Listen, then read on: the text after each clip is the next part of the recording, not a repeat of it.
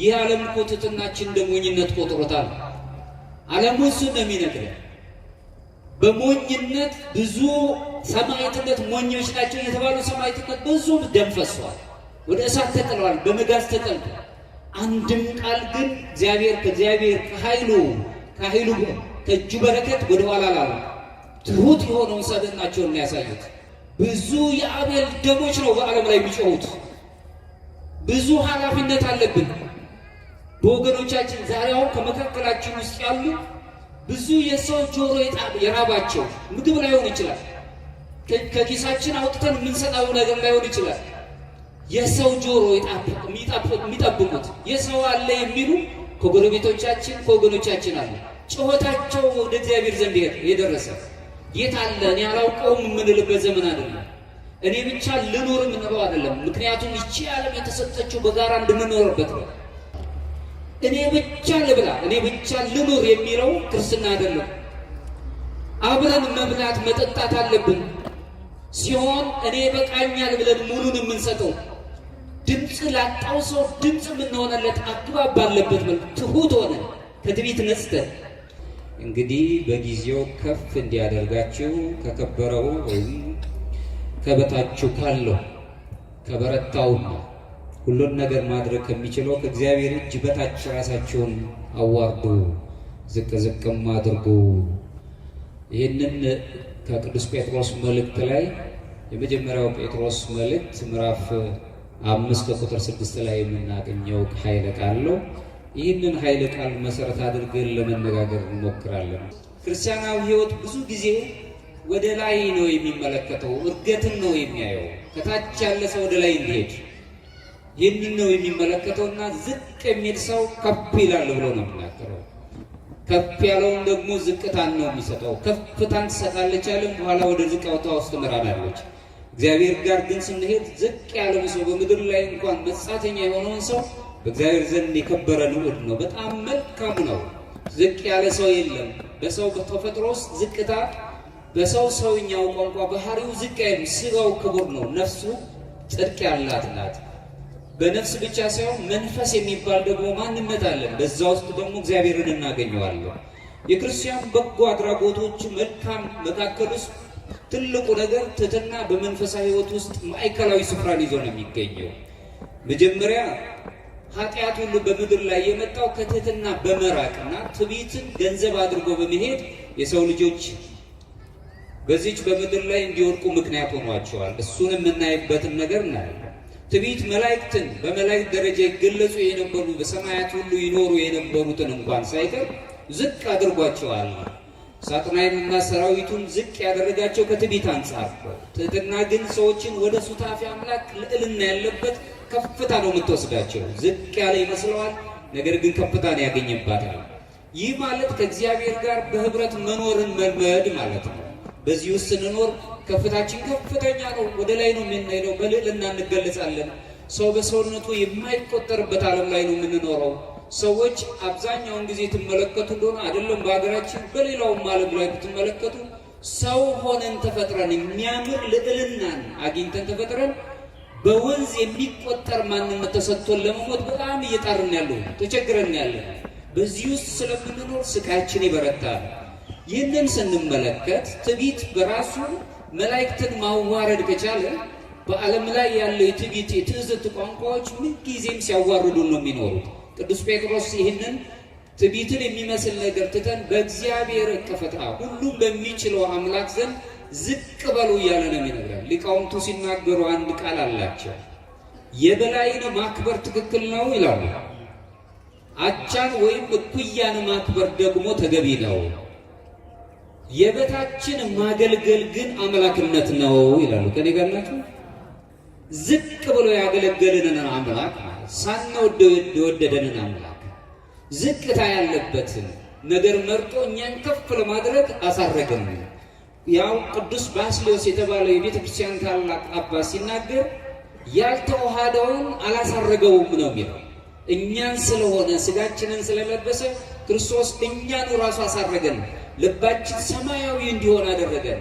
በአብ ቀኝ ተቀምጦ አዳም በትዕቢት ይፈልጋት የነበረችው አምላክነት በሱታፊ አምላክነት ወይም በጸጋ ማለት ትዘበጸጋ የሚያሰኘውን ማዕረግ አግኝቶ አዳም ከኛ እንዳንዱ ሆነ የሚለውን ትርጉም ወይም ደግሞ ትንቢት እንዲፈጸም አደረገ።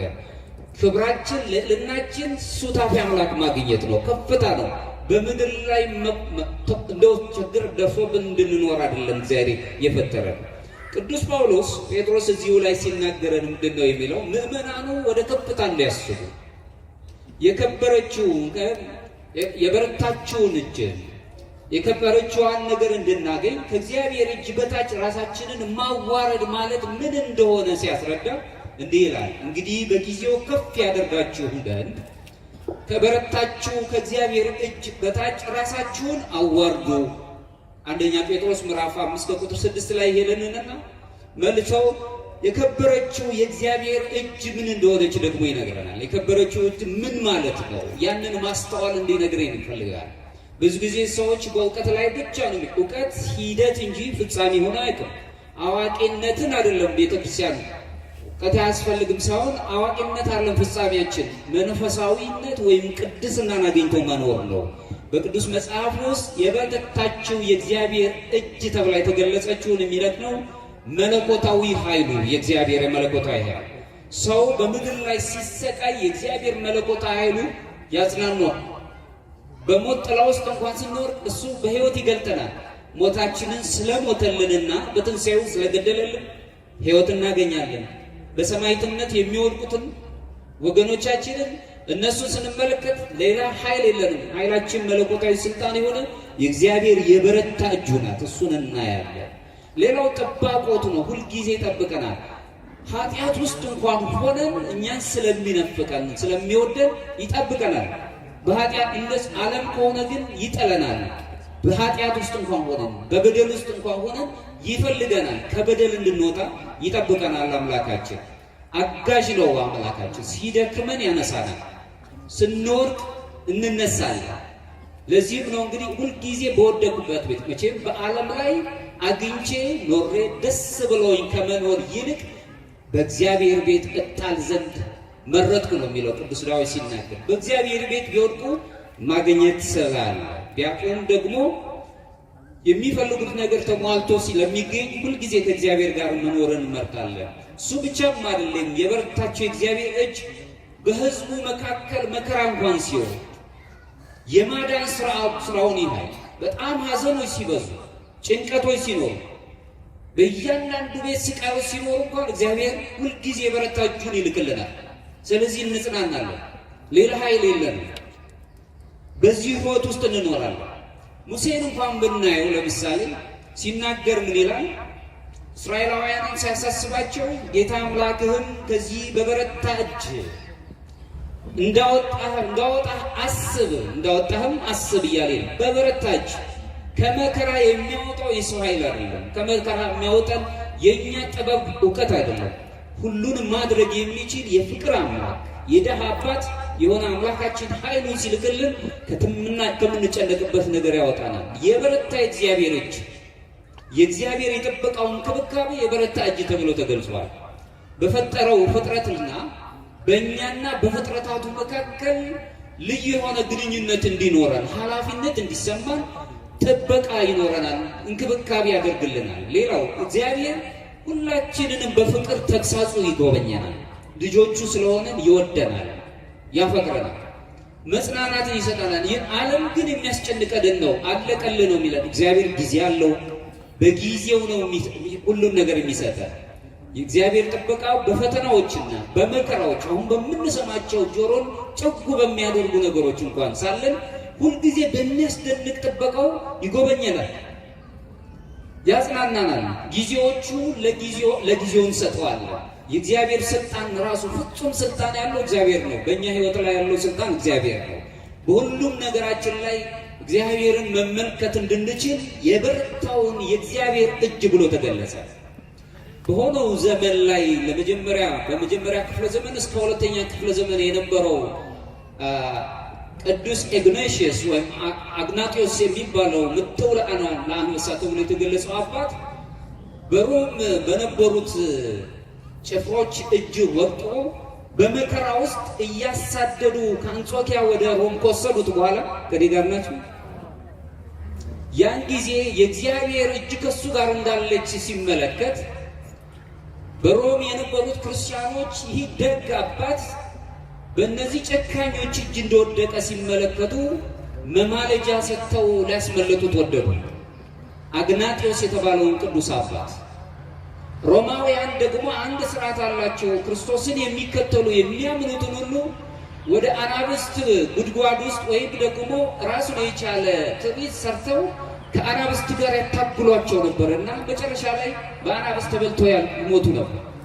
አግናጢዮስ ምጥው ለአንበሳ የተሰጠው እሱ ነበር ዕጣው። በዚህም ጊዜ ምን አለ?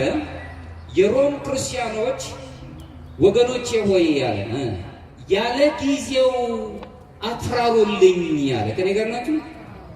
ያለ ጊዜው አትራሩልኝ። አሁን እኔ ስንዴ ነኝ፣ በአናብስት አፍ ውስጥ ተፈጭቼ ቀርብ ዘንድ ወደድኩኝ። እኔ ንጹሕ የክርስቶስ ስንዴ ነኝና ያለ ጊዜ የሆነ መማለጃ ሰጥታችሁ ከነዚህ ከጨካኞች እጅ አታስመልጡኛል። ስም ኢትኩን ስም በሐሰት ምስክር ሆነው በሰማዕትነት አሁን ዛሬ ቅዱስ የሚል ሰማዕትነት ተቀብሎ ነው የሚኖረው። እሱን እናስበዋለን። ከኔ ጋር ናቸው። ዝቅ ብሎ እኔ ለክርስቶስ ስንዴ ነኝ፣ ስንዴ መባ እንደሆነ ሁሉ በመስዋዕትነት ለቤተ ክርስቲያን እንደሚቀርብ ሁሉ እኔ ስንዴ ነኝና እባችሁ ያለ ጊዜው መባን ሰጣችሁ፣ እጅ መስጫ ሰጣችሁ ከጭፍሮቹ እጅ አታስመልጦኝ። አሁን ሰማዕትነትን እፈልጋለሁ፣ ጊዜው አሁን ነው፣ ወደ እግዚአብሔር ዘንድ ቀርብ ዘንድ የእግዚአብሔር የበረታ እጁ ታድነኛለች ብሎ ተናገረ። ከኔ ጋር ነው። ብዙ መከራ ውስጥ አለና የምንሰማቸው ብዙ መከራዎች ናቸው። እግዚአብሔር ግን የበረታ እጁ የሚያድነን ስለሆነ ከሞት በኋላ ሁሉ እንጽናናለን፣ ደስ ይለናል። ያለፉትን አባቶች፣ ወንድሞች፣ እህቶች፣ ሕፃናትን ሳይቀር በሰማዕትነት ስንመለከት እንጽናናለን። ለምን? የበረታው የሆነ አምላካቸው ዘንድ ሊሄዱት፣ እኛም ወደዛ ለሄድ እናፍቃለን። ሁልጊዜ ግን ኃይላችን እግዚአብሔር ነው ብለን በእሱ እንመካለን። የእግዚአብሔር ፊቱ ራሱ በእግዚአብሔር ፊት ዝቅ ብለን የምንታይበትን ራሱ የትህትና ዝቅታን ትርጉሙን ቅዱሳት መጻሕፍት በሰፊ ነው የሚያስረዱን። በእግዚአብሔር ፊት የሚኖረው ትህትና እግዚአብሔርን ፈቃድ መፈጸምን ከራሳችን ምኞት ይልቅ የእግዚአብሔርን ፈቃድ መፈጸምን ይመለከታል። የእግዚአብሔር ፈቃድ ምንድን ነው?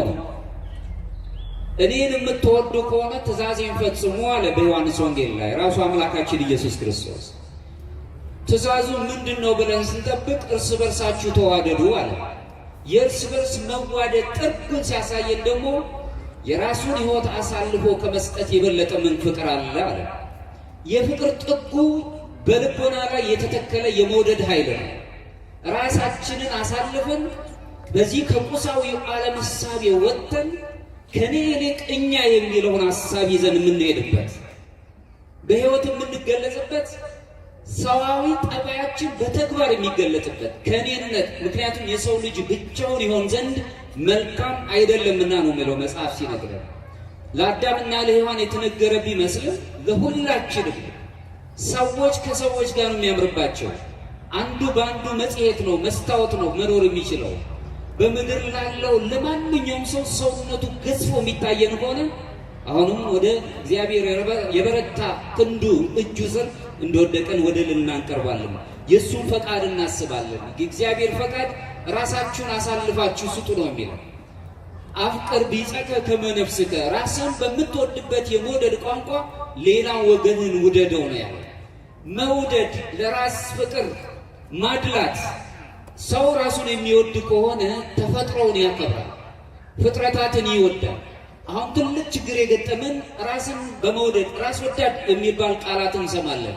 ሰው ራሱን እየወደደ አይደለም ያለ፣ ለራሱ ጥቅም ብቻ ነው የቆመ ያለ። እኔ ብቻ ላግኝ፣ እኔ ብቻ ልብላ ልጠጣ፣ እኔ ብቻ ልኑር የሚል ቅዠት ውስጥ ነው ያለው። በጣም ተቸግረን ያለው። በዚህ ውስጥ ብዙ ሰዎች ይሰቃያሉ። በእግዚአብሔር ጥበቃ ውስጥ መኖር ራሱ የትህትናን ገጽታን እናያለን። በእግዚአብሔር ታዛዥነት ውስጥ ደግሞ ስንኖር በማናቸውም ሁኔታ ውስጥ ወኩን መሃይምነ እስከ ለሞት ነው የሚለን ራዕየ ዮሐንስ ላይ የምናነበው። እስከ ሞት እስከ ህቅታ ድረስ የመጨረሻው ትንፋሽ ድረስ የታመንኩን ለህሊናችን ታማኝ መሆን ለምናደርገው ነገር ታማኝ ሰዎች ያዩልናል ብለን አይደለም። ላስተማረን ላኖረን ሳይማር ላስተማረው ማህበረሰብ ታማኝ መሆን እመኒ ወእመኒ አለሞ አልቦ ያዕቆብ የሚነግረን ነው። እውነቱን እውነት ሐሰቱን ሐሰት ማለት መልመድ። ምክንያቱም ብዙ ጊዜ እውነት በመናገር ዓለም ላይ ስቃይ አለ። ውሸቶች ተደርበው እውነቶች ሆነዋል። የውሸት እንደውም እውነት በራሱ አማናዊት ሳትሆን አንጻራዊት ናት። በአንድ መንደር እውነት ያለው በሌላ መንደር ሐሰት ሆና ትቀርባለች። በእግዚአብሔር ዘንድ በኦርቶዶክሳዊት እይታ ውስጥ ያለች ቤተክርስቲያን ግን እውነት አንጻራዊት ናት፣ አትሸራረፍም። ምክንያቱም እግዚአብሔር እውነት ስለሆነ እሱም ብላ ነው የምታምነው። ስለዚህ ኢትቢጥ ፍትሐ ነዳይ ወኢተአምፅ በፍትሕ ነው የሚለን መጽሐፋችን ሲነግረን። ፍርድም አታጓድ፣ ድሃውንም አትበድል፣ እውነቱን እውነት ሐሰቱን ሐሰት በል ነው የሚለን መጽሐፍ ሲነግረን። ይህንን ስንመለከት ዓለም ላይ በጣም ብዙ ፍትህ የተጓደለበት ከመኖሩ የተነሳ ትንሽና ትልቅ የሚል ነገር አለ። በዛ መልኩ ድሃው ይበደላል፣ የሚችለው ደግሞ በዳይ ይሆናል። ሁሉም ግን በእግዚአብሔር በበረታችው በእግዚአብሔር እጅ ግን ሁሉም ሰው ዋጋውን የሚያገኝበት ዘመን አለ። በድሃውም ዘንድ ላይ ያለውን የድሃውን ፍርድ አታጣሙ። ፍትህ ማለት እውነትን ከሐሰት ለይቶ ማሳየት ስለሆነ፣ ሌላው በመለኮታዊ ተግሳጽ ሁሉ ጊዜ በትዕግስት መኖር ትሕትናን ብሎ ነው የሚገልጸው። እግዚአብሔር ይገስጸናል። ተቀነዩ ለእግዚአብሔር በፍርሃት ወተሐሳዩ ሎቱ በረአዱ ነው የሚለን ቅዱስ ዳዊት ሲነግረን፣ ለእግዚአብሔር በፍርሃት ተገዙ፣ መገዛታችሁ ደስ እያላችሁ ነው ብሎ ተቃርኖ ያለበት ቃላቶችን ይነግረናል። በፍርሃት ተገዙ ይለንና ደስ ይበላችሁ ደግሞ ይለናል። ፍርሃት ሌላ ጎን ነው፣ ደስታ ደግሞ ሌላ ገጽታ ነው። ነገር ግን ደስታችሁ ደስ እያላችሁ ቅዱስ በሆነው ፍርሃት ማለት ነው። ልጅ አባቱን በሚፈራበት የአክብሮት ፍርሃት ለእግዚአብሔር ተገዙ እንጂ እግዚአብሔር በሰማይ ሆኖ ይህንን ሰማይ የሻፎ ድንጋይ አድርጎ ጥሎ ያጠፋናል ብለናል። አምላካችን እንፈራው፣ የፍቅር ፍርሃት እንፈራዋል። ስለዚህ በፍቅር ፍርሃቱ ስንኖር እግዚአብሔር ይገስጸናል፣ ይመክረናል። እሺ በእጄ ስንል ልባችን ሲታረቅ እግዚአብሔር ይሰማናል። በዚህ መኖር ራሱ ትሕትና ብሎ ገልጾታል። ሌላው በእግዚአብሔር ትእዛዝ ውስጥ ታዛዦች መሆን፣ በብዙ መልኩ ታዛዥ መሆንን መልመድን መቻል በራሱ ትሕትና ነው ራሱን የቻለ። ሌላው ትሕትና እንደ መንፈሳዊ ጥንካሬ ተገልጻ በኦርቶዶክሳዊ መንፈሳዊ ትምህርት ውስጥ ትገለጻለች። እሱ ነው ዓለም ራሱ በዓለም እይታው ስንመለከት ትሕትና ብዙ ጊዜ ድክመትን ነው የሚያሳየው። ምክንያቱም በዓለም ሰለጠን ባለው ይሄ ቁሳዊው ዓለምና እኔነት የበዛበት ዓለም ላይ ስትመለከቱት ትሁት የሆነ ሰው አላዋቂ ነው ወይም የአእምሮ ህመምተኛ ነው። ከኔ ጋር ናችሁ? በእግዚአብሔር አገር በክርስትና ህይወት ግን ትሕትና ህይወት ነው። የጥንካሬ የብስለት ምልክት ነው።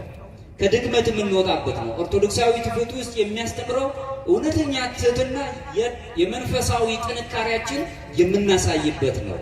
በራስ ወዳድነት በራስ ፈቃድ ከመገደፍ ይልቅ ለእግዚአብሔር ፈቃድ እንድንደገፍ በእግዚአብሔር ፈቃድ ውስጥ እንድንኖር ትሕትና መንገድን ትሰጠናለች። ይሄንን ነው ቅዱስ ጴጥሮስ የሚነግረን። ሌላው በአብዛኛው ጊዜ ቅዱስ ጴጥሮስ ከሚያስረዳን አንዱ የሚገልጽልን በእግዚአብሔር በዚች በከበረችው እጅ ስር ትሑታን ሆነን ራሳችንን አዋርደን ስንኖር የናቆን እንኳን በዓለም ላይ የናቆን እንኳን ከፍታችንን አንድ ወቅት ይረዳሉ፣ ሰውነታችንን ይረዳሉ። በጣም በሚደንቅ ሁኔታ ሰው ሆኖ ተፈጥሮ ማነህ ተብሎ የሚጠየቅበት ዘመን ላይ ነው ያለው። ሰው ነው፣ ሰውን ማነህ ተብሎ አይጠየቅም። ሰው በሆኑ ብቻ በቂ ነው። ለዚህም ነው በአምስተኛው ክፍለ ዘመን የተነሳው ታላቁ የቤተ ክርስቲያን አባት ቅዱስ ዮሐንስ አፈወርቅ ሲናገር አንተ ለድሃው ስትሰጠው ጎጡን፣ ጾታውን፣ ሌላው ይቅርና ሃይማኖቱን ብለህ አትስጠው። ዝም ብለህ ስለ ክርስቶስ ስጠው። ሰውነት ነው የነገሰው እዚህ ውስጥ ሰውነት በሰውነቱ ከኔ ጋር በእምነት ስለሚመሳሰለኝ ብቻ ነው። በሰውነቱ ክርስትና የሚነግረን ለማንም ሰው ሰዋዊ የሆነ ስሜታችን መግለጽ ስንጀምር ወደ ስነ ምግባር ጠባይ ከዛም መንፈሳዊ የሚባለው ልዕልና መያዝ እንጀምራለን። በመጀመሪያው ሰዓት ላይ ከድቀት ውስጥ የሚነገረው ውድቀት በትዕቢት ምክንያት ከወደቁ መካከል የሚታወቀው ሳጥናኤል ነው። ሳጥናኤል ብዙ ጊዜ ተተርኮልናል፣ ሰምተነዋል። ኢሳይያስ ላይ ግን አንድ ቃል ይነገረናል። ትንቢተ ኢሳይያስ ምዕራፍ 14 ከቁጥር 12 እስከ 15 ላይ አንተ የንጋት ልጅ አጥቢያ ኮከብ ሆይ ይለዋል። በፊት በነበረው ክብሩ እንዴት ከሰማይ ወደቅ አሕዛብን ያዋረድክ አንተ ሆይ እንዴት እስከ ምድር ድረስ ተቆጠርክ? ወደ ሰማይ አወጣሃለሁ፣ ዙፋኔንም ከእግዚአብሔር ከከዋክብት በታች ከፍ አደርጋለሁ። በሰሜንም ዳርቻ በመሰብሰቢያውም ተራራ ላይ እቀመጣለሁ። ከደመና ከፍታ በላይም አርጋለሁ፣ በልዑልም እመሰገናለሁ አለ። ነገር ግን ወደ ሲኦል ወደ ጉድጓድ ጥልቅም ትወርዳለህ አለው። ከኔ ጋር ናችሁ? ይህንን አስቦ ሁሉን ማድረግ ይችላል። ከፍ ያለውንም ቦታ ላይ ያገኛለሁ፣ ልዕልናም ቦታ ሆናለሁ፣ የፍጥረታት ሁሉ ገዢ ሆናለሁ አልክ። ግን ይህ አልተሳካልም። ከፍታን በትዕቢት ስትመርጥ ያገኘው ግን ሲኦል የሚባለው ድቀት ነው ብሎ ነው ይላል። ስለዚህ ከፍታን በምድር ላይ ስንፈልግ አግባብነት ባለው መልኩ ከሌለ የሚጠብቀን ይሄ መሆኑን እንረዳለን። ቅዱሳት አባቶች ሐዋርያት አበው በአንድ ድምፅ የሚስማሙበት እዚህ ላይ ያንን ብሩህ መልአክ የነበረው ወደ ጋኔንነት ነው የተቀየረው። ሳጥናኤል ፍጹም የሆነው በትዕቢቱ ምክንያት የወደቀበትን ትዕቢት ምን ያህል እንደምታዋርድ እናያለን። ሰውነትን ስንንቅ ትዕቢትን ገንዘብ እያደረግናል። ሰውነታችንን ሲልቁን ማክበር በራሱ ከራስ ነው የሚጀምረው። ሰላም ከራስ ነው የሚጀምረው ወገኖች። ማክበርን ያለመደ ሰው ሊከበር አይችልም። በትዕቢት የሚኖር ሰው ትሁት የሆነን ሰው አያገኘውም። ምናልባት ለጊዜው ስልጣኑን አይቶ ጎንበስ ሊለት ይችላል፣ ግን ፍጹም ትሕትና አይደለም። በዛ ውስጥ ሊገለጽ አይችልም። አባ ይስሐቅ ሶርያዊው ሲናገር ምን ይላል? አንተ ከራስ ጋር ታረቅ ይላል። ከራስ ጋር ከውስጥ ጋር ሰላምን ፍጠር፣ ሰማይና ምድር ካንተ ጋር መታረቅ ይጀምራሉ ይላል። ከኔ ጋር ናችሁ? ከኔ ጋር ናችሁ? በውስጥ ያለው ሰላም ሲኖር ሰማይና ሰማይ ሳይቀር በሰማይ ያሉት በምድርም ያሉት ሳይቀሩ ከኛ አይምሮ በላይ የሆኑት ነገሮች እርቅን ይጀምራሉ። በአንተ ውስጥ ሰላም ሲኖር አለመልሶ በሺህ የሚቆጠሩት ሰዎችን ሰላምን ያገኛሉ ይላል። ሰላም የሌለው ሰው ስለ ሰውነት አይራራም፣ ጨካኝ ነው። ውስጣዊ ሰላም የሌለው ሰው በፍጹም ስለ ሰዎች ሰላም አይጨነቅም። ውስጣዊ ትሕትና የሌለው ሰው በፍጹም ስለ ሰዎች ትሕትና ሊረዳ ይችላል። ለዚህ ነው ብዙ ሊቃውንት ሲናገሩ አብዝሖ ትሕትና ከሞኝነት ቁጥር ነው ይላል። ዓለም ትሑት ስንሆን ሞኞች አድርጋ የአእምሮ ሕመምተኞች አድርጋ ነው የምታስበን። ትሕትና ግን አምላካችን ኢየሱስ ክርስቶስን ያስተማረን። ለዚህም ነው ይህንኑ አንቀጽ በተነተነበት ትርጉሙ ላይ ቅዱስ ዮሐንስ አፈወርቅ ሲናገር ምን ይላል? ትዕቢት የገሃነመ እናት ናት፣ ትሕትና ግን የሰማይ እናት ናትና ይህችን ያዛት ይላል። ከኔ ጋር ናችሁ? ትዕቢት የገሃነመ እናት ናት። ትዕቢት ግን ራሱ ትሕትና ግን ፍጹም ለሆነው የሰማያዊ ልዕልና የምናገኝበት ወደ ሱታፊ አምላክ የምታቀርባን ስለሆነች እሷን አግኛት እያለ ታላቁ አባታችን ይነግራል። እዚሁ ቃሉ ላይ ሲያስረዳን ትዕቢት ለማንኛውም መንፈሳዊ ነገር እንቅፋት ሆኖ ነው የምናየው። ኦርቶዶክሳውያን እኛ የባህል አስተዋጽኦዎች አይደለም፣ በባህል አስተዋጽኦ ውስጥ የምንኖር ሰዎች አይደለም። እኛ እግዚአብሔር ራሱ ኦርቶዶክሳዊ እይታችን ነው መጥራት አለበት። መንፈሳውያን የሚባል የመንፈስ መንገድ ነው ያለ፣ በመንፈሳዊ ሕይወት ውስጥ የምንኖር ነው። እዚሁ ላይም ደግሞ የሊዮው ቅዱስ ኤሬኔስ የተባለ ታላቅ አባት ሲያብራራ ምን ይላል? ሰዎችን አዳም የወደቀበትን ውድቀትን ተመልክቶ እንደ ራሱ እንደ እግዚአብሔር ትሆናላችሁ ተብለው አዳምና ሔዋን የወደቁበትን አንቀጽ የተነተነበት ቦታ ላይ ምን ይላል?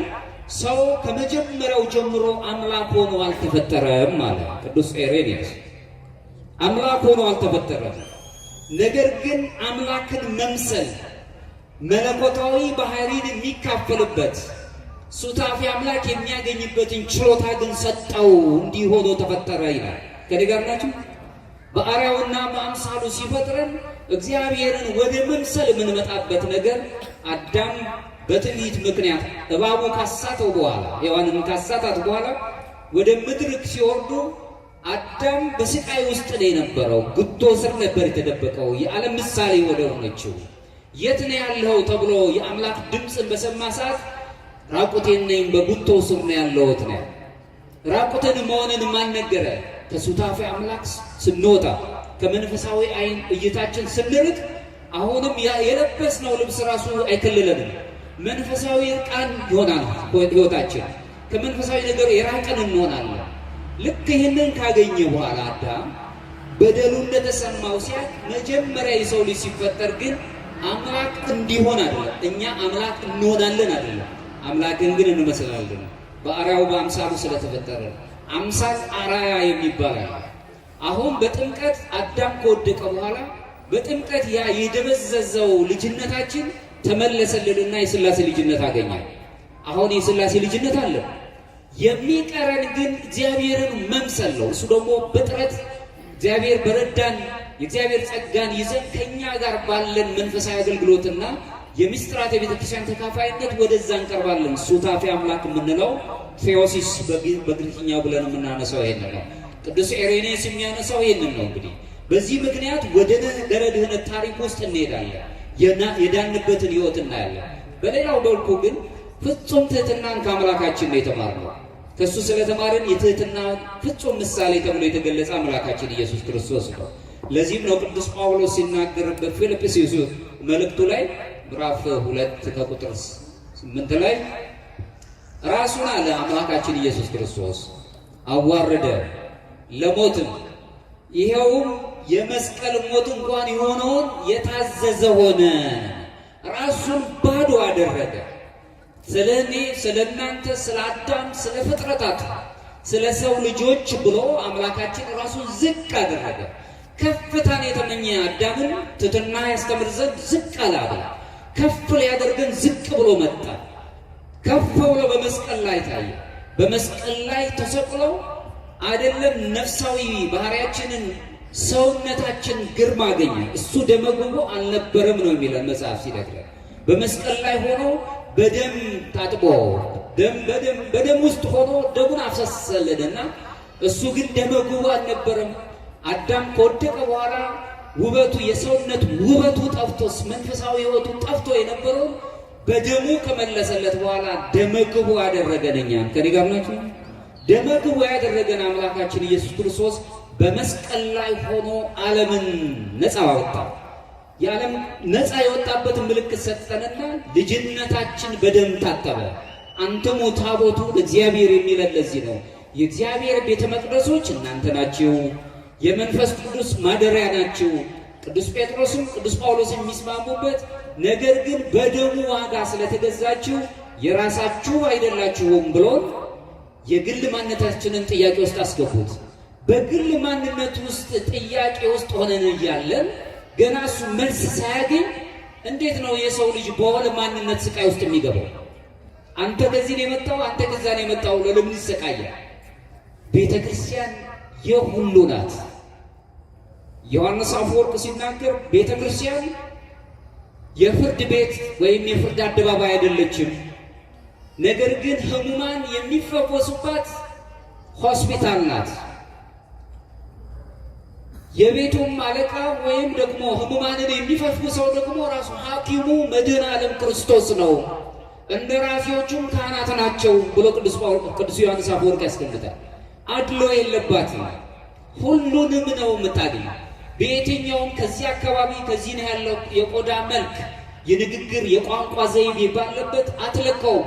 ለሁሉም እኩል የሆነች ቤተክርስቲያን ሁሉንም የምትይዝ ምክንያቱም አራቱ ባህሪያት ይስማሟታል። ቤተክርስቲያን ቅድስት ናት፣ አሐቲ ናት፣ አንዲት ናት፣ በሁሉ ለሁሉ ያለች ናት፣ ሁለንታዊት ናት ወይም ዓለም አቀፋዊት ናት፣ ሐዋርያዊት ናት፣ ሐዋርያትን ፍኖት ተከትላ የምትሄድ ናት። በዚህ ጸባይ አራቱ ባህሪያት ከአራቱ ባህሪያት ውስጥ አንዱን ባህሪያት ያነሳች ቤተክርስቲያን ዘክርስቶስ አትባልም። ይህ ለእኛ ሕይወት የሚስማማ ነው ወገኖች።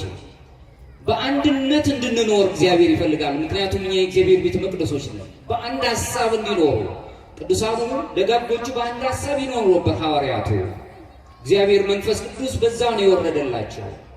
እንደገናም ደግሞ ቅድስና እኔ ቅዱስ እንደሆንኩ እናንተም ቅዱሳን ሁኑ ብሏል። በቅድስና ውስጥ ነው የተለየ አኗኗር ነበር የሚኖሩት። ሰውነትን አክብረው መንፈሳቸውን ጠብቀው የነፍስ ሰዎች ሆነው የሚኖሩ ነበር። አልፎም ደግሞ ለሁሉም በሁሉም የተሰጡ ነበሩ። የገሌ ወገን የሚባል ማንነት አልነበራቸውም። ሐዋርያቱ አባቶቻችን። በፍጹም ከዚህ ወገን የሚባል ነገር የላቸውም። ክርስቶስን በተናገሩ ቁጥር በዓለም ዘንድ ያለውን ሽታ ሁሉ የመቀየር ጸጋ ነበራቸው። ከዚህ አልፎም ደግሞ ሐዋርያቱን እንደመራቸው ምጥው ሆረ ሄደ ነው የሚለው ራሱ ለሰማዕትነት የተሰጡ ሐዋርያዊ ስራን የሚሰሩ ስለነበሩ እነዚህ ሕይወት ትርጉሞች እኛን የሚስማሙ ናቸው። በዚህ ሕይወት ውስጥ ስንኖር ራሳችንን ዝቅ አድርገን የልዕልናውን ከፍታ መያዝ እንችላለን።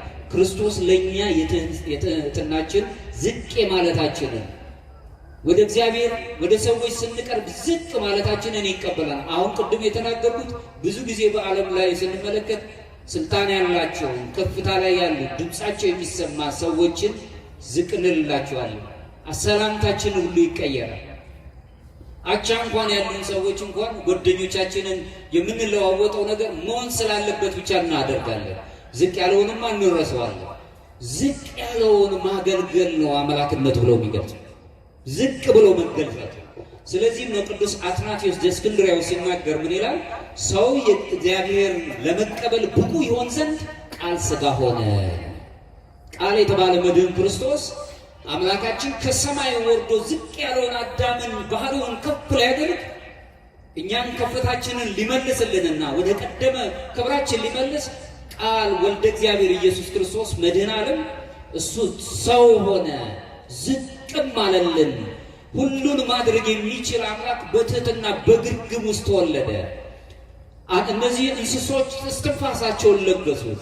የትሕትና ባለቤት የሆነው አምላካችን በምድር ላይ መጥቶ እረኞቹ የተናቁት የነበሩት ከብት ጠባቂዎች መጥተው አመሰገኑት። ዝቅ ብሎ ታየ። ሁሉን ለእኔም ለእናንተም ትልልቅ ነገር የሰጠ አምላክ፣ ከፍተኛ ቦታ ያደለን አምላክ እሱ ዝቅ ብሎ በዝቅታ ውስጥ ከፍታችንን ሳለልን አመጣልን። እሱም ማየት የምንችልበት ነው።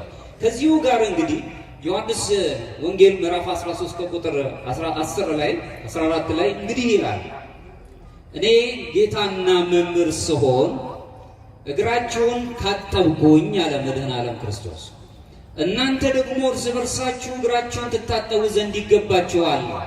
ምሳሌ ለመሆን መጣ።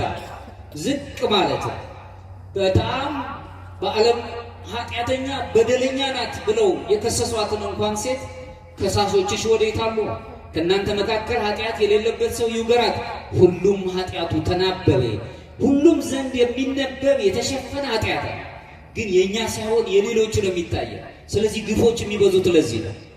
የራስን ኃጢአት ተመልከት። ሁሉንም ነገር በመናገራቸው ፈሪሳውያን አዋቂዎች ሆኖ ነበር የሚታዩት። ዝቅ ማለትን አልለመዱም። ዝቅታን ከመጻሕፍት ቢነገራቸውም በተግባር ሊተረጉሙት አይቻልም። አሁንም ቅዱስ ይስሐቅ ሶርያዊው ሲናገር ምን ይላል? አንተ በምድር ላይ ስትኖር ነው አላዋቂ ሆነህ ኑር ይላል። ማለት እውቀትን ንቆት አይደለም። ምክንያቱም አንተ ከምታውቃቸው እውቀቶች የበለጠ የማታውቃቸው አሉና፣ ስለዚህ አላዋቂ ሆነ መኖር ይሻላል። በመናገር በትዕቢት ስቃይ ውስጥ ከምትገባ ዝም ማለትን ምረጥ። ዝም በላ። ከዲጋር ዓለም ብዙ ጩኸት አለ። የእግዚአብሔር ሰዎች ያዳምጣሉ እንጂ አይጮሁም። ብዙ ነው የሚሰሙት። ዝም በል። እምተናበቦ ይሄ ይሳርመሙ ከመናገር ዝምታ ይሻላል። ቅዱስ ዳዊት ሲናገር ደግሞ ራሱን የሚያነው ለአንደበቴም ሲም እግዚኦ አቃቤ ለአቡዬ ለአንደበቴ ጠባቂ ንዘዝላት።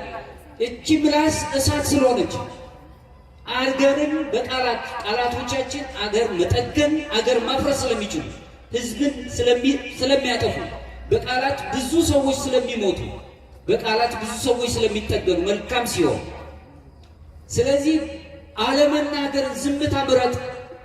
አለመናገር ግን ማለት ዝም ማለት ግን አለመናገር ማለት አይደለም። የት መናገር እንዳለብህና የት መናገር እንደሌለብህ መለየት ማለት ነው። ከኔ ጋር ናችሁ? ዝም ማለት ዝም ስንል አላዋቂዎች መሆን ማለት አይደለም፣ ወይም መሸነፍ አይደለም፣ መንበርከክ አይደለም። ዝም ሲሉ የልብ ጸጥታ እናገኛለን። በዚህ በኦርቶዶክሳዊ መንፈሳዊ ትምህርት ውስጥ የምናየው በኦርቶዶክሳዊ በግሪክኛው የሚነሳው ሄዚኪያ ወይም ሄዚኪያዚዝም የሚባለው ሄዚኪያ ማለት ውስጣዊ ሰላም ጸጥታ ማለት ነው። የአእምሮ መረጋጋትን ገንዘብ ማድረግ ማለት ነው። በልብ ጸጥታ ውስጥ መኖር ማለት ነው። ወይም ደግሞ ንጹህ ጸሎት የምትባላለች የመጀመሪያዎቹ ዘመን ላይ የነበሩ ሐዋርያን አበው የሚሏት የአእምሮ ጸሎት ወይም የልብ ጸጥታ ጸሎት ይሏታል። ምንም ቃላት ሳይናገሩ የምትጸልዩት ጸሎት ወይም ደግሞ አጭር የክርስቶስ ጸሎት ይሏታል። ኪሪየ ለይሶን አቤቱ ይቅር በለኝ።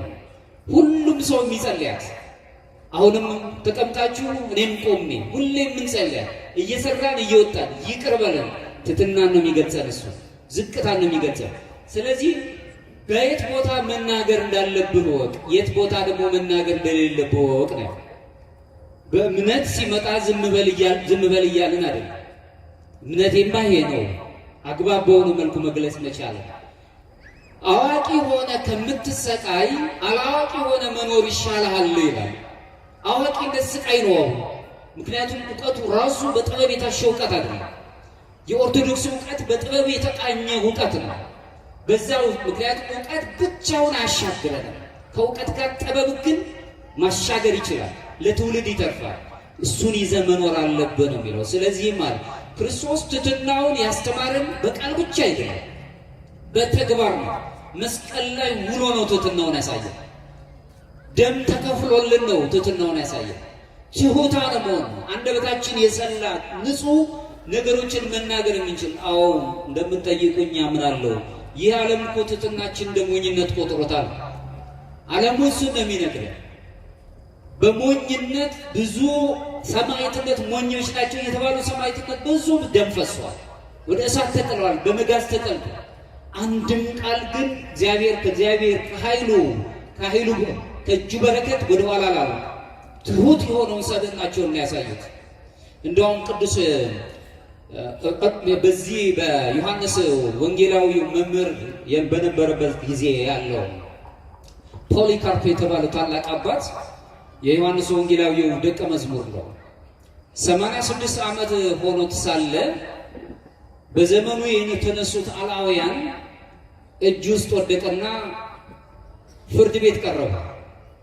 በፍርድ አደባባይ ሆነው አንተ ዕድሜ ገፋ ሽማግሌ ነህ፣ ዕድሜውን ምክንያት አደረጉት። ስለዚህ ራስህን አድን፣ ክርስቶስን ካድና ሙት አሉት። ወይም ነፃ ሆነ። ከኔ ጋር ናችሁ? ክርስቶስን ካድን። ቅዱስ ፖሊካርፕ የተናገረው የትሕትና ቃል ግን ምን አለ? እኔ 86 ዓመት ሙሉ አምላኬን አገለገልኩት፣ እሱም አልበደለኝም። እንዴት ዛሬ አምላኬን ሰድበዋለሁ አለ። መካት ስድብ ነው። ከኔ ጋር ናችሁ? አምላካችንን ስንክድ እየሰደቡ ነው። ኃጢአት አይሰረይም ነው የሚለው። መንፈስ ቅዱስን የሰደበ ኃጢአቱ አይሰረይም። እንዴት አምላኬን ሰድበዋለሁ? ዘመኔም አልቋል። ምን ያህል ዘመን እንድኖር ነው? ስለዚህ አምላኬን አላስቀይመው። ዘመን ሙሉ አገልግዬዋለሁ። አሁን የመጣውን ነገር ለመቀበል ዝግጁ ነኝ አለ። ትሑት ሆኖ ራሱን ገለጸ። ከሚያጠፉት ከሚበድሉት ጋር አልታገለም። ይሁን ባካችሁ ትንሽ ልቆይ አላለም።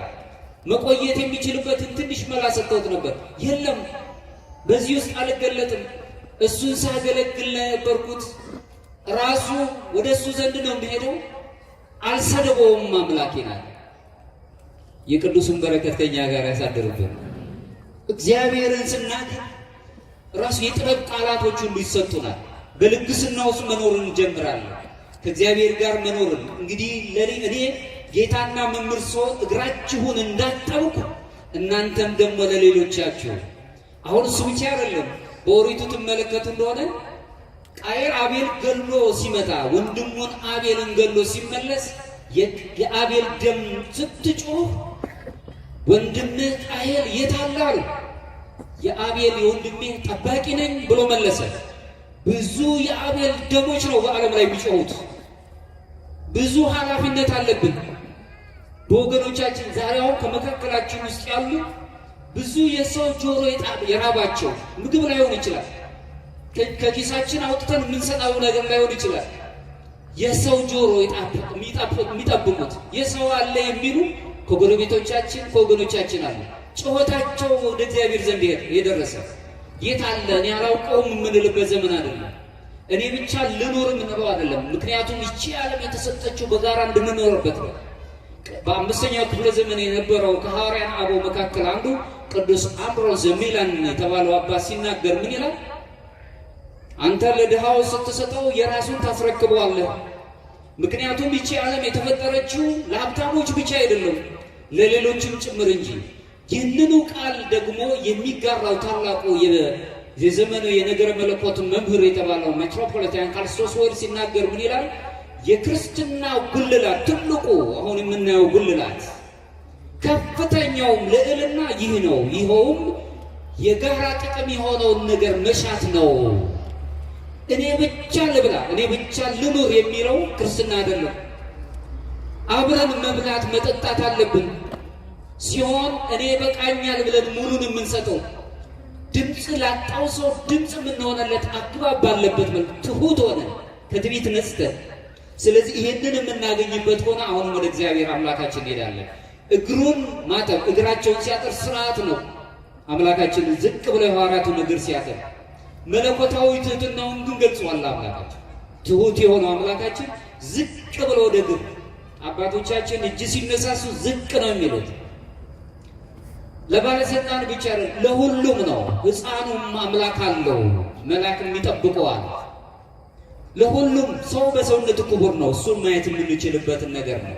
ሌላው የትህትናን ትልቅ መሰረት የምናነብባት የሰው ልጆች የትህትና ከፍታ ምሳሌ የምትሆነው የመድኃኔ ዓለም ክርስቶስ ቴዎቶኮስ ተብላ የተገለጸች ቅድስት ድንግል ማርያም ወላዲት አምላክ ናት። ባጭሩ ሰዓቴም ስለሌለ እሷም ስትጠየቅ መልአኩ ሲነግራት እንዴት ይሆንልኛል አንድ ብላቴና፣ ነገር ግን አለች እነሆ የጌታ ባሪያ እንደ ቃል ይሆንልኝ። ዝቅ ብላ አገልጋይ ነኝ እኔ፣ እንደ ቃል ይሁን ይደረግ፣ ይሄ ይሁን አለች።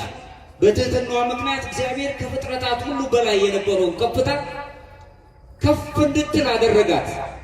ስግው የሆነው ቃል ረቂቅ የሆነው የማይጨበጠው በጠባብ ደረት ባጭር ቁመት ተወስኖ ለዚህ ክብር የምትበቃዋን ድንግል ማርያምን መርጦ ትህትናዋን ወዶላት በትህትና ልዕልና ውስጥ አምላካችን እኛን ሊያድን ከቅድስት ድንግል ማርያም ከስጋዋ ስጋ ከነፍሷ ነፍስ ነሳ።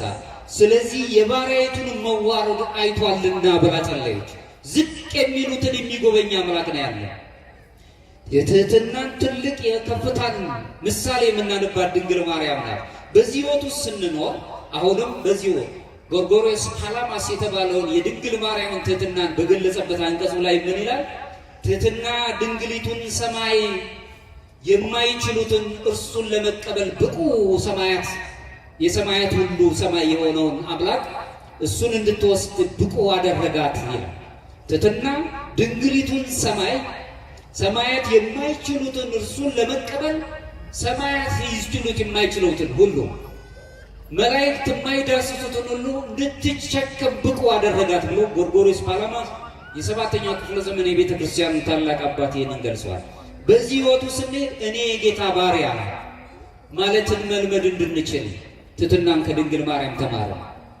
በጊዜው ትመለከቱ እንደሆነ ቅዱስ ጴጥሮስም ሲናገር በትምህርቱ በጊዜው ከፍ እንዲያደርጋችሁ ከበረታው ከእግዚአብሔር እጅ በታች ራሳችሁን አዋርዱ።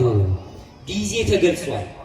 በጊዜው ዝቅ እንዲያደርጋችሁ ወላዲተ አምላክ ትህትናን ወደ ከፍታ እንድንመጣ ወላዲተ አምላክ የሚለው ልዩ የሆነው ማንም የማይችለው ለድንግል ማርያም ብቻ የተሰጠውን ክብር አግኝተን አምላካችንን እኛን ሆኖ ከኃጢአት በስተቀር እኛን ሆኖ ሁሉንም ነገር የእኛን ግፍ ሁሉ ተቀብሎ ሰዎች አልወደዱትም፣ እሱ ወዶን እሱ በትህትና ተገልጾ የሚያደርጉትን አያውቁምና ይቅር በላቸው ሁሉም በደል እየፈጸሙበት ዝቅ ብለን እሱን እንድንመስል ትምህርት አስተማረን። ከድንግል ማርያም የምንማረውም አንዱ ይሄ ነው። ትህትና ኦርቶዶክሳዊ መንፈሳዊነት ላይ መሰረት ጥሎ ነው የሚሄደው። በዚህ ሕይወት ውስጥ እንድንኖር ነው። ትህትና ራስን ከማታለል ነፃ ያወጣናል። ትሁት ስንሆን ራሳችንን አናታልልም። በእግዚአብሔር ፊት ፍቅርን፣ እውነታን ሁሉ የምንገልጽበትን የእውነት ሰዎች ያደርገናል። እውነት መናገር መቻል። እውነት ስንናገር ብዙ ጊዜ ችግር ይገጥመናል። በእውነት ስንኖር ግን ትሕትና በራሱ ቅዱስ ይስሐቅ ሶርያዊ ሲናገር ምን ይላል? እዚህ ላይ ትሕትና የመለኮት ልብሱ ናት ነው ቢል ከኔ ጋር ናችሁ። ትሕትና ለመለኮት ለአምላካችን ራሱ ልብሱ ውበቱ ናት። የሚደነቅበት የሚመሰገንበት ነው።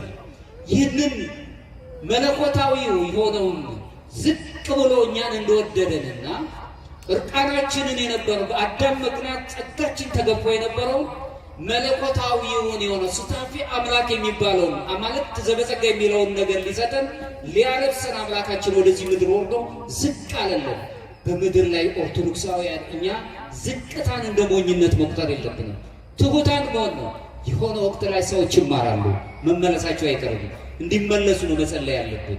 እዚሁ ላይ ፈሪሳዊውን ብትመለከቱ አንድ ፈሪሳዊና ቀራጩ ብዙ ጊዜ ተመራችኋል። ወደ ቤተ መቅደስ ሲገቡ ፈሪሳዊ ሰው በመመጻደቅ እንደዚህ ኃጢአተኛ ሰው ስላላደረግከኝ አመሰግናለሁ፣ ቀራጩ ደግሞ አምላኬ ሆይ ከፍ ብዬ አንተ ማየት የሚያስችለኝ ምንም በጎ ነገር የለኝም፣ ዝቅ ብሎ አቤቱ ማረኝ። ከኔ ጋር ናችሁ? ዝቅ ሲል ከዛ በኋላ አምላክ ሲናገር ምን አለ? መልሶ ያለው ከዚያ ይልቅ ይህ ጻድቅ ሆኖ ወደ ቤቱ ተመለሰ። ዝቅ ስንል ቅድስናን፣ እውነትን፣ ጽድቅን ይዘን ወደ ቤታችን እንሄዳለን። ዝቅ ማለትን መልመድ። ዝቅ ብለን ነው የቅድስት ቤተክርስቲያንን አውደ ምሕረት ምንስመው። ዝቅ ማለት ዝቅ ስንል ከፍታን ያድለናል አምላካችን። በዚህ ታሪክ ውስጥ ኦርቶዶክሳዊ ትርጓሜውን በደንብ ማየት አለብን። ነገረ ድህነትን በዚህ ውስጥ ስለምናይ ራሱን የቻለ ነገር ድህነት የሚገኘው በውጫዊ ተግባር ላይ ውጫዊ የሆነው ነገራችን ብቻ እንደው ትሑታን ስለሆነናል። ውስጣዊ የሆነ ሊታገለን የትዝርትና የትዕቢት መንፈስ መውደቅ አለበት። እሱ ሲወድቅ አሁንም እግዚአብሔር ወደ ምሕረቱ ይወስደናል። እሱን ማየት የምንችልበት ነው። የመጨረሻውም ማነሳው ይህንን ትሕትናን ማየት የምንችልበትን ዮሐንስ ዘሰዋስው የሚባል መሰላል 30 መሰላልን ስሎ በተለይም ለባሕታውያንና ለመነኮሳት በሚገልጸው አንቀጹ ላይ ለሁላችንም በሚመች አይነት መልኩ የጻፈው ጽሑፍ አለ። እዚህ ጽሑፉ ላይ ራሱ ምን ይላል? ዮሐንስ ዘሰዋስው ጋኔል ሊመስለው ወይም ሊያሸንፈው የማይቻለው ብቸኛው በጎ ነገር ትሕትና ብቻ ነው። ከኔ ጋር ናችሁ? ሁሉንም ነገር መምሰል ይችላል። እግርኩስ መንፈስ ጻድቅም መምሰል ይችላል። ጾምም ጸለይም ሊመስል ይችላል። ሊያስቀድስም በሚመጣ አይነት መልኩ መስሎ ሊመጣ ይችላል። ነገር ግን በጣም የሚቸገረው ትሑት ሆኖ መምሰል አይችልም። ለምን? ውድቀቱ በትዕቢት ስለሆነ። ሰዎች ትሑታን ሳይሆኑ ውስጣቸው ትሑታን ሳይሆን በትዕቢትና በትዕዝት ኖሮ ግን አፋዊ ገጽታቸው ውጫዊ ገጽታቸው ትሑት መምሰል ሆኖ የሚመሰል ከሆነ አንድ ቀን ግን ውስጣዊው ነገራችን ይወጣል፣ ማንነታችን ይጋለጣል። ራሳችንን መምስለን ነው መኖር ያለብን። ራሳችንን ፈልገን ማግኘት ነው ያለብን። ስለዚህ እሱን መምሰል አይችልም ነው የሚለው። በዚሁ ላይ ይህ አባባል ልዩ የሆነ ባህሪ ነው የሚገልጸው። ርኩሳት መናፍስት የተወሰነ ውጫዊ ነገሮችን መምሰል ይችላሉ፣ ግን ውስጣዊውን ነገር ማግኘት አይችሉም። እግዚአብሔር ትሕትናን ግን ለምን ፈለገ ብለን እንጠይቅ ይችላል። እግዚአብሔር በፍጹም ከስነ ምግባራት መካከል ውስጥ መሰረት የሆነው ራሱ ፍቅር እንኳን ትልቁ ቢሆንም ትሕትናን ግን በጣም ይወዳታል። ሐዋርያው ቅዱስ ያዕቆብ ሲናገር ምን ይላል? በያዕቆብ ምዕራፍ 4 ላይ እግዚአብሔር ትዕቢተኞችን ይቃወማል፣ ለትሑታን ግን ጸጋን ይሰጣቸዋል። እጅግ የተቆራኘ ፍቅር አለው ከትሕትና ጋር ዝቅ ማለት ነው። እሱም ስላሳየን ዝቅ እንድንል ይፈልጋል። በተመሳሳይ መልኩ ቅዱስ ዳዊትም በመዝሙረ ዳዊት መዝሙር 38 ላይ ከቁጥር 6 እግዚአብሔር ልዑል ነውና ዝቅተኛውንም ያያል አለ። ዝቅ ያለውን ይመለከታል። የወደቀውን ማየት ይችላል፣ ይፈልገናል። ዝቅ ያለውን የተሰቀለው አምላክ ሁላችንንም ይፈልጋል። የሚጠለው የለም። ትሑት ሰውነት መልካም የሆነ ስጦታም አለው። ይህም በበጎ ሕይወቱ የሚገለጽ ነው። ስለዚህ ትዕቢት ራሱ መሰረታዊ ነገሩ ምንድን ነው?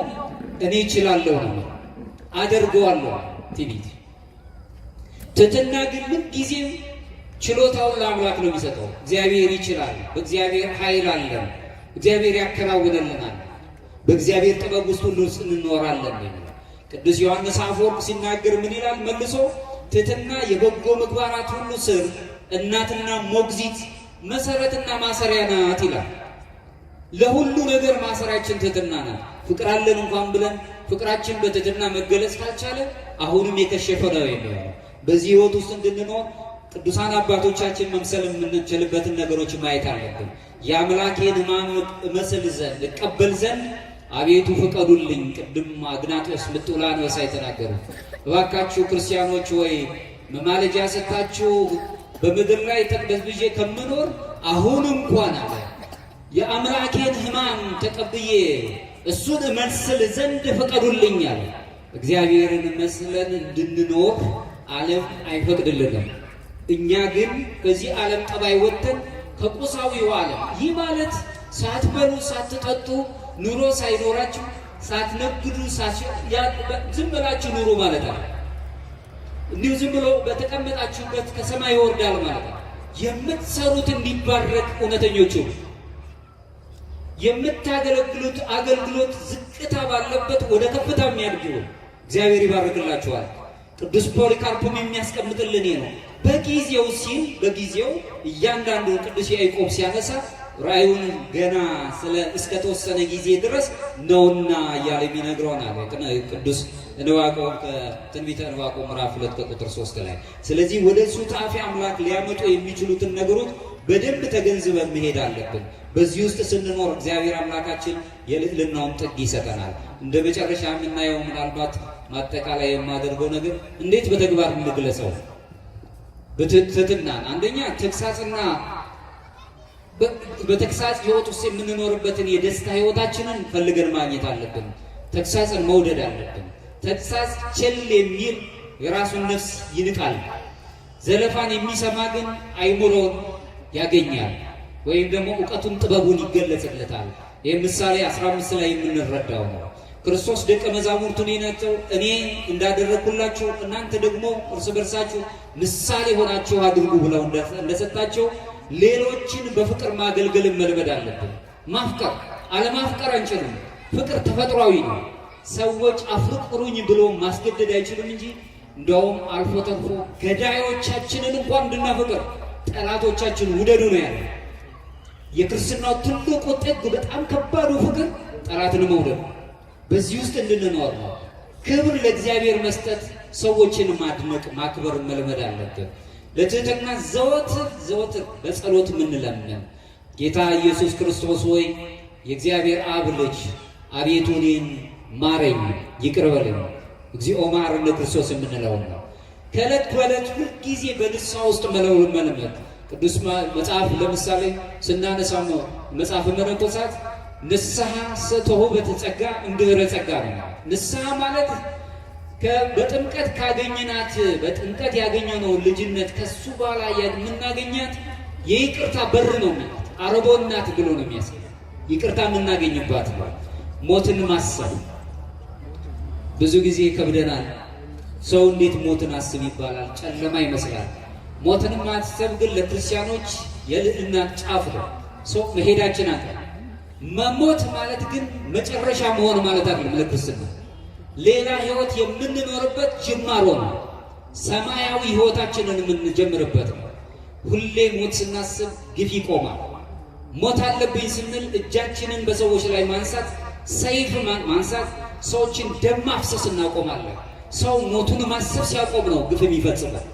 እኔ ብቻ ልኖር ብሎ በጥቃቅን ቁሳዊ ነገር ተጠምዶ አይምሮ ሲደነዝዝ ንጹሕ የሆነውን ሰው ደግ የሆነችዋን እናት በማህፀኗ ሕፃን ልጅ ያለውን ማህፀኑ ውስጥ ያለውን ይህንን በሰይፍ በስለት እንዲጠፋ ያደርጋል። ሞቱን የሚያስብ ሰው ግን ምንጊዜም ለሰው ልጅ ክብር አለው፣ በክብር እንዲገለጽ ያደርገዋል። ቅዱሳንን ህይወት ሁልጊዜ ማጥናት፣ ህይወት አድርጎ መተው። ቅዱሳን በተግባር ላይ የዋለችው ትሕትናቸው ፍጽምት ናት። የእነሱ ህይወት ጸጋቸው እጅግ ረቂቅ ስለሆነ ሰዎችን ወደ ማድነቅ እንሄዳለን። ሰው መደናነቅን መልመድ አለብን። እሱ እኮ ብለን እንዲህ ያለ ግን ብለን ከምናፈርስ ሰዎች መልካም። አሁን ዘማሪው ሊቀ መዘምራን ሲዘምሩ ሰምታችኋል አይደል? ግልጽ ነው። ማድነቅን መልመድ አለብን። በሱ ውስጥ እግዚአብሔር ነው የምናደንቀው። ሰዎችን ስናገኝ የእጁን ስራ የሆኑትን ስናደንቅለት አምላካችን እሱን እያደነቅነው ነው። ስንዘምር በዝማሬ ውስጥ ጣዕመ ዜማውን ስንሰማ ቅዳሴውን ስናደንቅ ተሳትፎ ይኖረናል። ከእግዚአብሔር ጋር መኖር እንጀምራለን። ያን ጊዜ አድናቆታችን ከፍታ ይሆናል። ተራ የአፍ አድናቆት ብቻ ነው። እንዴት አድርጎ ዝማሬውን አቀረበው ወንድማችን ሊቀ መዘምራን ቴዎድሮስ። ከአፍ ከአንደበት ይወጣና ልባዊ እንድንሆን ያደርገናል። ዝቅ ማለትን እንማራለን። እሱን መያዝ አለብን። ሌላው በምስጢራተ ቤተክርስቲያን ውስጥ ተሳታፊ ይሆናል። ስጋውን ደሙን ተቀብለን ንስሐም ተቀብለን ወደ ጥምቀት ያመጣልን አምላክ ቅባ ሜሮን ያገኘንበት የታተምንበት ሱታፊ አምላክ ለማግኘት የምንሄድበት በንስሐ ውስጥ ስንኖር አሁን ልዕልናው ከፍታውን ማግኘት እንጀምራለን። ወደ ከፍታው የሚያደርሰንን ዝቅ የማለትን ሕይወትን ገንዘብ አድርገን በእርገት የገለጸን አምላካችን ወደ ከፍታው እንዲወስደን ከትዕቢት የነጻ ኦርቶዶክሳዊ ልቡና ሊኖረን ይገባል። በዚህ ውስጥ ዓለም ራሱ የሚነግረን ከፍ ማለትን ማግነንን ነው። ክርስቶስ የሚነግረን ግን ራሳችሁን ካዱ ባዶ አድርጉ ነው። ዓለም የሚነግረን ክብርን ፈልጉ ነው የሚለን። ክርስቶስ ግን ትሑታንን ሁኑ፣ ትሑትን ሆናችሁ ተገለጹ ነው የሚለን። ስለዚህ በትሕትና ውስጥ ስንገለጽ ሕይወታችን የተቃኘ ይሆናል። እግዚአብሔር በእኛም ጋር ይኖራል። የመጣብን ሁሉን ነገር እግዚአብሔር ከሀገራችን ከዓለማችን ላይ አንስቶ የትዕቢትን መንፈስ የአጋንንትን መንፈስ ሁሉ አጥፍቶልን እኛም በትሕትና ተገልጸን በዝቅታችን ውስጥ ወደ ልዕልና እንዲመልሰን የአምላካችን የእግዚአብሔር ቅዱስ ፈቃድ ይሆንልን። የድንግል ማርያም ረድኤት በረከት ከእኛ ጋር ይሁን። መልአኩ ይርዳን። ቅዱስ ሚካኤል በቸርነቱ ጠብቀን ሀገራችን የኢትዮጵያን ሰላም ያደርግልን። ይቆየን።